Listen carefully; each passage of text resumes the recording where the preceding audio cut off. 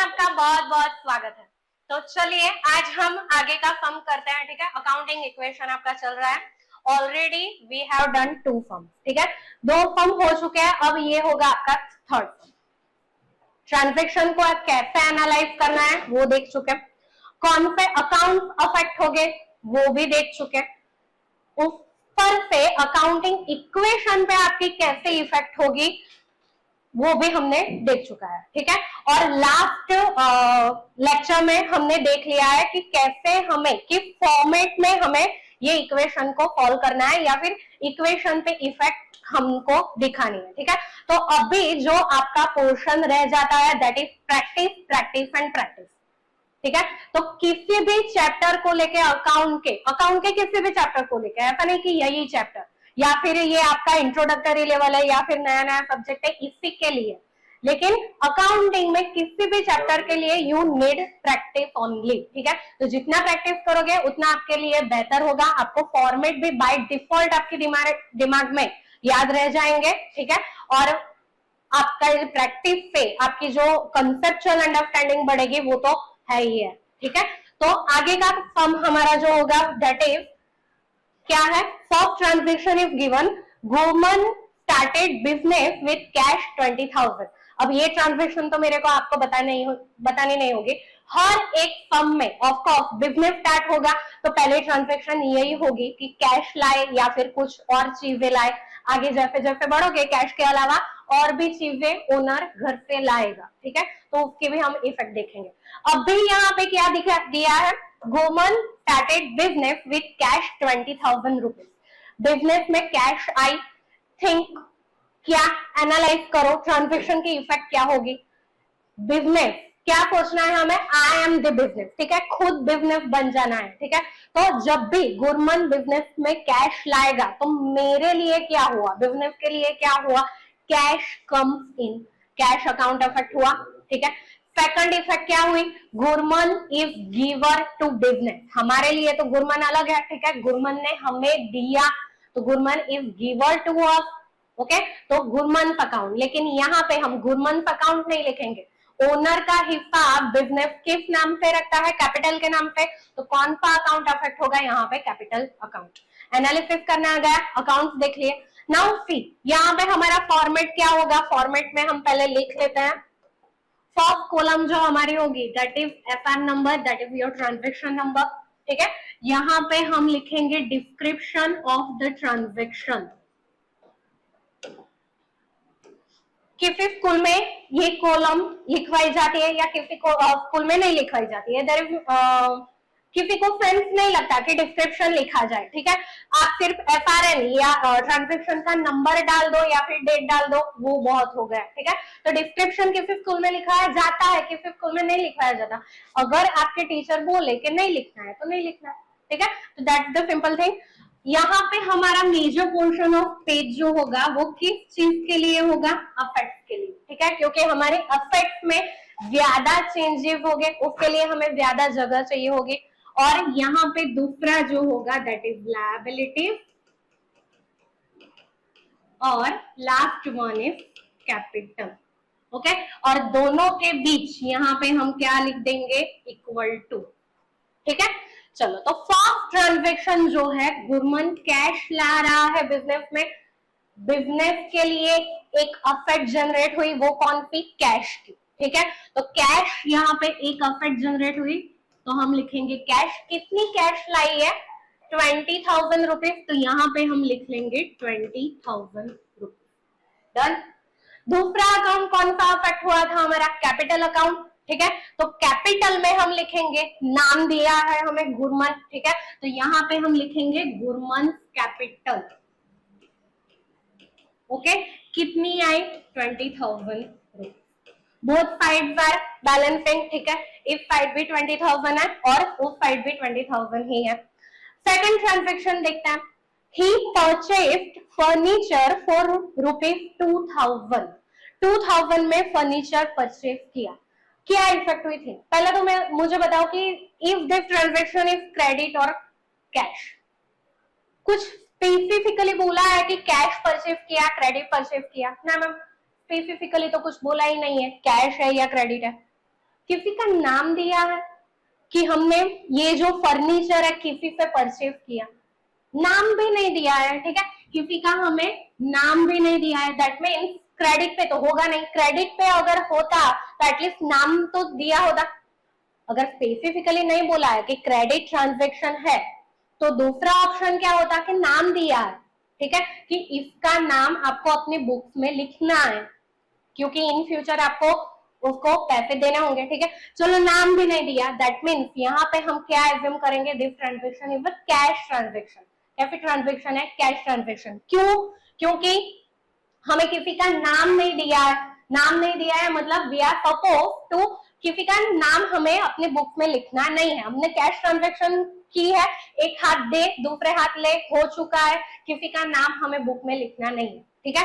तो ही purchase furniture for 2000। अब business पे क्या इफेक्ट हुई देखो, फर्नीचर आया बिजनेस में, यू आर परचेजिंग फर्नीचर ना, तो हम अगर खरीदेंगे तो हमारे बिजनेस में आएगा, फर्नीचर आए, बदले में आपने कैश दी, ठीक है, तो फर्नीचर कम इन, कौन सा अकाउंट अफेक्ट होगा, परचेज ऑफ फर्नीचर है, ठीक है, डोंट टेल कि परचेज अकाउंट अफेक्ट होगा, यहाँ पे परचेज ऑफ क्या है, furniture, you are not purchasing goods. अगर गुड्स की परचेज होगी that purchase only can be return under the head purchase account, ठीक है, लेकिन गुड्स के अलावा अगर आप कोई और चीज परचेज कर रहे हो तो उसी का अपना एक अलग नाम से खाता खुलेगा, अलग नाम से अकाउंट होगा, ठीक है। तो हम यहाँ पे फर्नीचर परचेज कर रहे हैं, फर्नीचर कम इन, कौन सा अकाउंट अफेक्ट होगा, फर्नीचर अकाउंट, ठीक है। दूसरी इफेक्ट क्या हो रही है, फर्नीचर परचेज किया, सामने कैश दी, ठीक है, तो कैश गोज आउट, कौन सा अकाउंट अफेक्ट होगा, कैश अकाउंट। एनालिसिस आ गया, ठीक है। चलो अगर फर्नीचर, अब यहाँ पे देखो अफेक्ट लायबिलिटीज कैपिटल, इन तीनों पे क्या असर होगी, फर्नीचर आ रहा है that means it affect for us, हमारे किराने की दुकान याद है कि नहीं, ठीक है, किराने की दुकान में हमने फर्नीचर सारा बनवाया था, सारा किराने का सामान स्टोर करने के लिए, अच्छे से ऑर्गेनाइज वे में रखने के लिए, ठीक है, तो वो हमारे लिए क्या था, अफेक्ट था, क्योंकि वो हमें बेनिफिट देगा एक साल से ज्यादा के लिए, ठीक है, लॉन्ग टाइम के लिए हमें बेनिफिट देगा, तो दैट अफेक्ट फॉर अस। तो ऐसे ही फर्नीचर हमारे लिए क्या होता है, अफेक्ट होता है, तो एक और हमारी अफेक्ट बढ़ गई और यहाँ पे हम लिखेंगे फर्नीचर, थोड़ा शॉर्ट में लिख लो यहाँ पे, ठीक है, बाकी के लिए जगह रह जाए, फर्नीचर, ठीक है। तो सेकंड ट्रांजैक्शन, कितने का फर्नीचर लिया हमने, 2000 रुपीज, तो फर्नीचर के सामने हम यहाँ पे लिख देंगे 2000 रुपीज, ओके। कैश गई मतलब कैश आपकी कम हुई तो कैश में से माइनस करना पड़ेगा, ओके, तो यहाँ पे 20,000 में से हम माइनस कर देंगे 2000 रुपीज, डन। तो अब बैलेंस करो, हो रहा है या नहीं हो रहा है, 20,000 माइनस 2000 कितना हो जाएगा यहाँ पे, 18,000,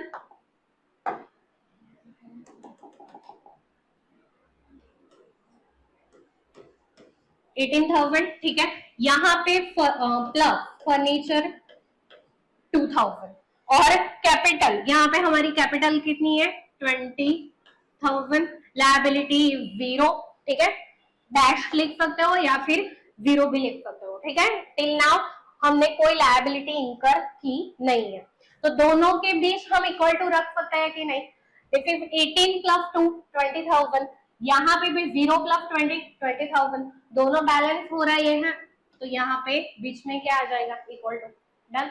तो यही दिखाना है हमें कि अकाउंटिंग इक्वेशन पे that is assets equal to liability plus capital, उस पे क्या इफेक्ट हो रही है, ठीक है, और क्या इफेक्ट हो रही है, कैसे इफेक्ट हो रही है वो तो देखना ही है, प्लस हर ट्रांजैक्शन के बाद वी विल एंश्योर कि हमारी जो ये इक्वेशन है वो बैलेंस होनी चाहिए, ठीक है। चलो तो अब हमारा जो तीसरा ट्रांजैक्शन है वो देखते हैं। थर्ड ट्रांजैक्शन क्या है, ही पेड रेंट ऑफ ₹200, 200 रुपए रेंट पे किया, सिंपल है, एक्सपेंस किया है आपने, ठीक है, तो rent is expense for you, तो एक्सपेंस इनकर्ड, कौन सा अकाउंट अफेक्ट होगा यहाँ पे, कौन सा एक्सपेंस है, रेंट है, तो रेंट अकाउंट। ठीक है, सेकंड क्या इफेक्ट होगी मैम, रेंट हमने पे किया है, पैसे जाएंगे हमारे बिजनेस में से, पैसे जाएंगे तो कैश गोज आउट, कौन सा अकाउंट अफेक्ट होगा, कैश अकाउंट। आ गया इतना। ठीक है, चलो अफेक्ट पे क्या असर होगा मैम, पहले तो कैश गई, उतना तो हमें आता ही है, वो पहले लिखना है। ठीक है, तो कैश गई, कैश में से हम माइनस कर देंगे 200 रुपीज।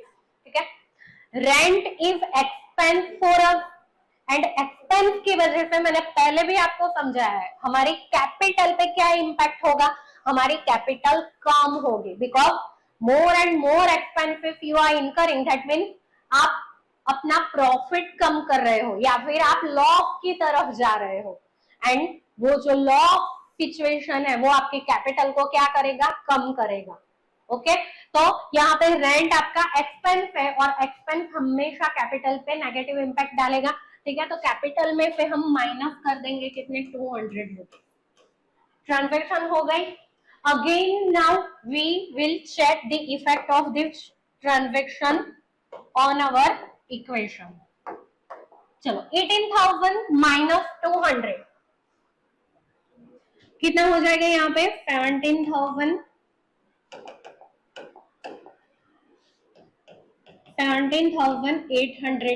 प्लस फर्नीचर हमारा उतना का उतना ही है। ठीक है, लायबिलिटीज कितनी है, 0, 20,000 माइनस 200 फिर से यहाँ पे कितना हो जाएगा,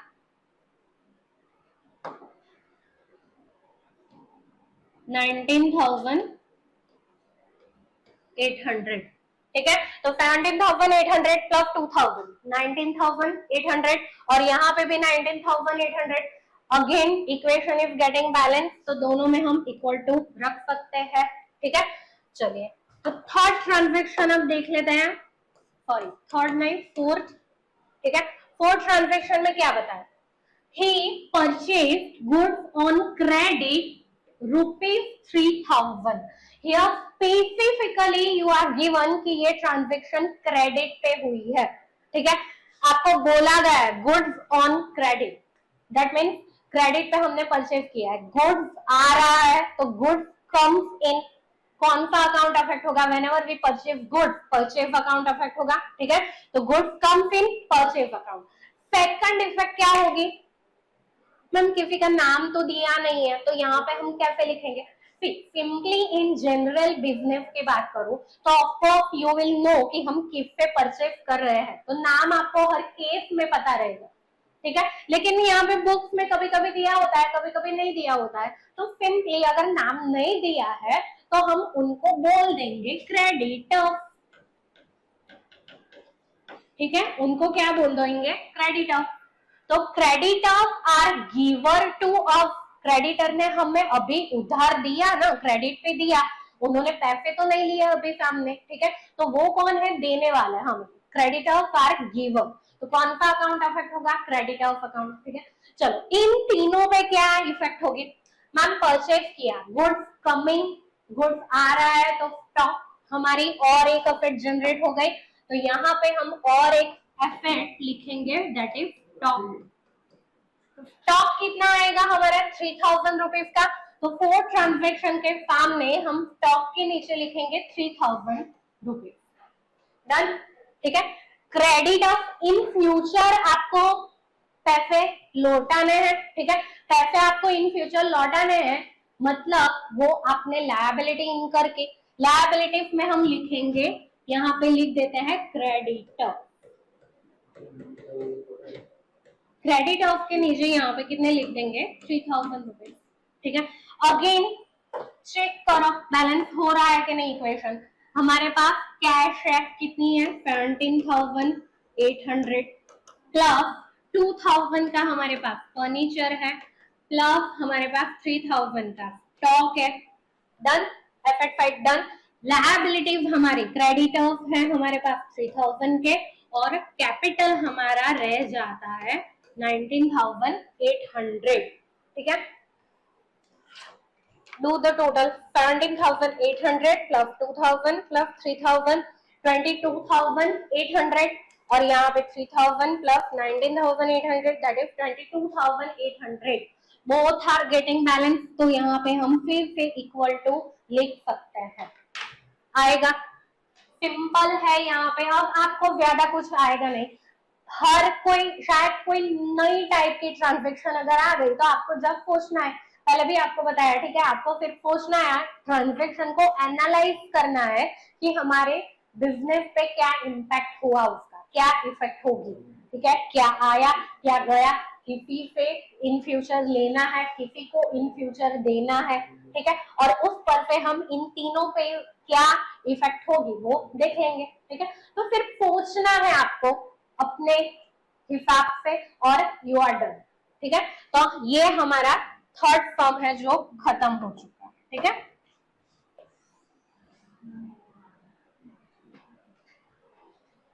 चलिए, तो आगे का जो हमारा न्यू फॉर्म है दैट इज टीनी ट्रांजेक्शन है, सिंपल है, देख लेते हैं फटाफट। फर्स्ट यहाँ पे हम फिर से क्या लिखेंगे, FRN, ठीक है, ट्रांजेक्शन नंबर, यहाँ पे डिस्क्रिप्शन,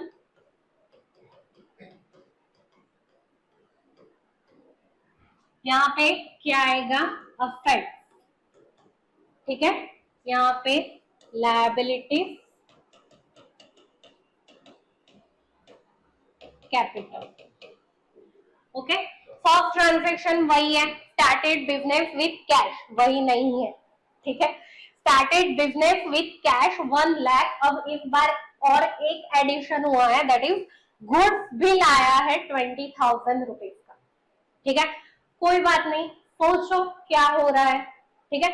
कैश बिजनेस में आ रही है, cash comes in, cash account effect हुआ। और क्या आ रहा है बिजनेस में, मैम गुड्स आ रहा है, ठीक है, तो गुड्स कम्स इन। लेकिन हैव यू परचेज्ड इट, ये हमने क्या परचेज किया है, started business with, business start किया है with cash and goods, that means ये जो गुड्स है बिजनेस ने परचेज नहीं किया है किसी से, ये गुड्स मालिक के घर पे आया है, ओनर के घर पे आया है, तो हमने परचेज तो नहीं किया, तो परचेज अकाउंट में हम लिख नहीं सकते, ठीक है। तो ये भी किस अकाउंट में जाएगा, कैपिटल में ही जाएगा, कैपिटल ही गिना जाएगा, ठीक है। तो कैश अकाउंट अफेक्ट होगा, गुड्स आया, आपकी और एक अफेक्ट जनरेट हुई, स्टॉक, ठीक है, तो गुड्स कम्स इन, ओके। और दूसरा owner is giver to business, तो वहां पे क्या आएगा, कैपिटल अकाउंट, ओके। तो कैश कम्स इन, यहाँ पे हम लिख लेते हैं पहली ट्रांजेक्शन की इफेक्ट हमारी क्या हुई, फर्स्ट ट्रांजेक्शन, एक तो कैश जनरेट हुई कितने की, 1 लाख रुपए, तो यहाँ पे कैश आएगा 1 लाख रुपए। दूसरा क्या लाए हम, गुड्स यानी कि स्टॉक, तो यहाँ पे हम स्टॉक लिख सकते हैं कितना, 20,000, ठीक है। कैपिटल का जब मीनिंग देखा था, याद है, घर था, यहाँ पे हमारी दुकान थी, जो भी ओनर अपने घर पे बिजनेस में लेके जाएगा whether it is in cash और इन काइंड, कैश हो या फिर और कोई भी चीज हो, फर्नीचर हो, मोटरसाइकिल हो, बाइक हो, दुकान हो, कुछ भी मालिक के घर से आया, क्या हुआ, कैपिटल हुआ, ठीक है। तो यहाँ पे ये 1 लाख कैश और 20,000 स्टॉक दोनों ही ओनर के घर पे आया है, that means it's a capital to business, वो क्या हो जाएगा, कैपिटल। लायबिलिटीज, और यहाँ पे क्या लिखेंगे हम, कैपिटल। तो टोटल कैपिटल यहाँ पे ओनर लिख लू, नाम तो दिया नहीं है, ओनर कैपिटल 1,20,000, ठीक है। चलो, for good 10,000, for cash 12,000। Specifically आपको बोला गया है कि हमने कैश ट्रांजेक्शन की है, डन। तो इतना तो हमें पता चल गया, cash comes in, cash account effect होगा, फेल किया है, good goes out, fail account affect होगा, कितना आ रहा है। चलो अब यहाँ पे देखते हैं, मैम कैश कम्स इन, तो कैश में परचेज, कैश में एड ऑन होगा, तो कैश में हम ऐड करेंगे। अब मेरे को बताओ कि आप कैश में 10,000 ऐड करोगे या 12,000? Good, worth 10,000। 10,000 में आपने खरीदा, हमने, बिजनेस ने खरीदा था 10,000 में, and now business is selling that goods in 12,000। 12,000 में बेचा, तो सामने वाला आपको कितनी कैश देगा? 12,000 में बेचा ना, तो सिंपल सा लॉजिक है कि वो हमें 12,000 रुपए देगा। ठीक है, तो कैश में कितने एड ऑन होंगे? 12,000 रुपए। तो यहाँ पे हम लिखेंगे कैश 12,000। कितना हो गया? हाँ मैम हो गया। गुड गोव आउट, गुड जा रहा है। ठीक है, तो आपका स्टॉक कम होगा। चलो, स्टॉक में से आप कितना माइनस करोगे? 10,000 या 12,000? मैम सिंपल है, हमने जब लाया था तो जितने में लाया उतना हमने यहाँ पे प्लस किया था ना, तो हमने तो उसको 10,000 में लाया था, मतलब इसमें हमने 10,000 से रिकॉर्ड किया है, तो माइनस भी कितने पे करेंगे? 10,000 पे करेंगे। तो यहाँ पे हम माइनस करेंगे 10,000। अब मुझे बताओ कि क्या इक्वेशन हमारी यहाँ पे बैलेंस होगी? नहीं मैम, यहाँ पे तो 12,000 बढ़ रहे हैं, यहाँ पे 10,000 कम हो रहे हैं, 2,000 रुपए कहाँ? बोलो तो कहाँ होगा? सेल है यहाँ पे, देखिए we are selling the good. अब सेल है तो हम क्या करेंगे? प्रॉफिट से बेचा है हमने, खरीदा कितने में? 10,000 रुपए में, बेचा हमने कितने में? 12,000 रुपए में। 2,000 हमारा क्या है? प्रॉफिट है। ठीक है, 10,000 रुपए में आप ला रहे हो, 12,000 में बेच रहे हो, दैट मीन्स 2,000 इज प्रॉफिट। तो 2,000 हमारा जो प्रॉफिट है, प्रॉफिट कैपिटल पे कैसे इंपैक्ट करेगा? पॉजिटिव इंपैक्ट करेगा, कैपिटल को बढ़ाएगा। ठीक है, तो प्रॉफिट हम कैपिटल में एड ऑन कर देंगे, तो यहाँ पे हम 2,000 रुपीज प्लस कर देंगे।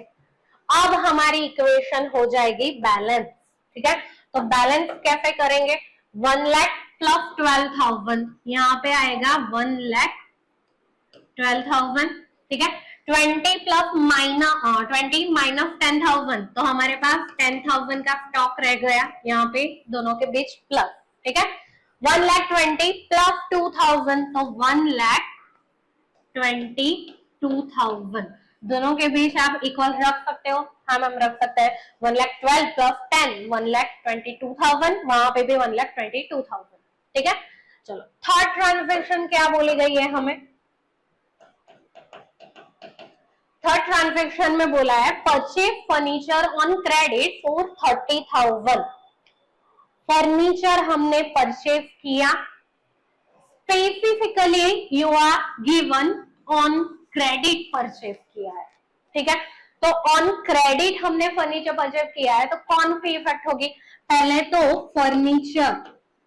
फर्नीचर आ रहा है आपके बिजनेस में, तो फर्नीचर कम्स इन, कौन सा अकाउंट अफेक्ट होगा? Furniture account. ठीक है, क्रेडिट पे परचेज किया है तो इन फ्यूचर आपको उसको पैसे देने पड़ेंगे, that means you have incurred liability. ठीक है, लायबिलिटी इनकर की है, तो यहाँ पे गिवर, अब नाम तो दिया अगर नहीं है तो यहाँ पे हम उन्हें बोलेंगे क्रेडिटर फॉर फर्नीचर। ठीक है, गुड्स के क्रेडिटर होंगे, उनका नाम अलग होगा, और क्रेडिटर फर्नीचर के जो क्रेडिटर हो गए उनका नाम अलग होगा। ठीक है, दोनों को अलग रखना है, सिंपल। तो यहाँ पे creditor for furniture, creditor for furniture are giver is, ठीक है, इफ गिवर, तो उनका अकाउंट हमारा अफेक्ट होगा। ठीक है, क्रेडिटर फॉर फर्नीचर अकाउंट आ जाएगा। अब इस पे हमारे इक्वेशन पे क्या इफेक्ट होगी? मैम फर्नीचर आया है, ठीक है, तो हमारी नई असेट जनरेट हुई फर्नीचर, तो यहाँ पे हम लिख लेते हैं फर्नीचर। ठीक है, फर्नीचर कितने का आया? 30,000 रुपीज का, तो इसको हम लिख लेते हैं 30,000 रुपीज। ओके, दूसरा क्रेडिटर फॉर फर्नीचर, आपकी लायबिलिटी इनकर हुई है। ठीक है, इन फ्यूचर आपको पैसे देना है, तो लायबिलिटीज आपकी बढ़ गई, तो लायबिलिटी में हम लिखेंगे यहाँ पे क्रेडिटर फॉर फर्नीचर, ठीक है, कितने लिखेंगे 30,000 रुपीज। अब चेक करो इक्वेशन हमारी बैलेंस होगी कि नहीं। तो हमारी इक्वेशन कैसे होगी, कैश उतनी की उतनी ही है 1,12,000, ठीक है, प्लस 10,000 हमारे पास स्टॉक है, प्लस 30,000 हमारे पास फर्नीचर है, ठीक है। यहाँ पे लायबिलिटीज कितनी है 30,000 है, और कैपिटल हमारे पास रह गई है 1,22,000। फिर पे चेक करो बैलेंस हो रही है या नहीं। 1,12,000 plus 10,000 plus 30,000 152,000 and here is 152,000, दोनों बैलेंस हो रही है, तो यहाँ पे भी हम इक्वल टू रख सकते हैं, आ जाएगा, ठीक है। तो यहाँ पे हमारा जो सेकंड क्वेश्चन है वो हो रहा है पूरा, और हमारी फाइनल इक्वेशन भी बैलेंस हो रही है, फॉर्मेट भी आ गया है, एनालिसिस करना भी आ गया है। तो ऐसे ही हम प्रैक्टिस करते जाएंगे और ट्रांजैक्शंस को हम समझते जाएंगे। जैसे जैसे आप आगे बढ़ोगे वैसे वैसे आपकी जो ट्रांजैक्शन है थोड़ी डिफिकल्टी लेवल उसका बढ़ता जाएगा, लेकिन नथिंग इज डिफिकल्ट, ठीक है। फिर सोचो बिजनेस पे क्या इम्पैक्ट हो रहा है देखो, और इक्वेशन पे इफेक्ट दो, ठीक है। चलो मिलते हैं हम नेक्स्ट लेक्चर में, तब तक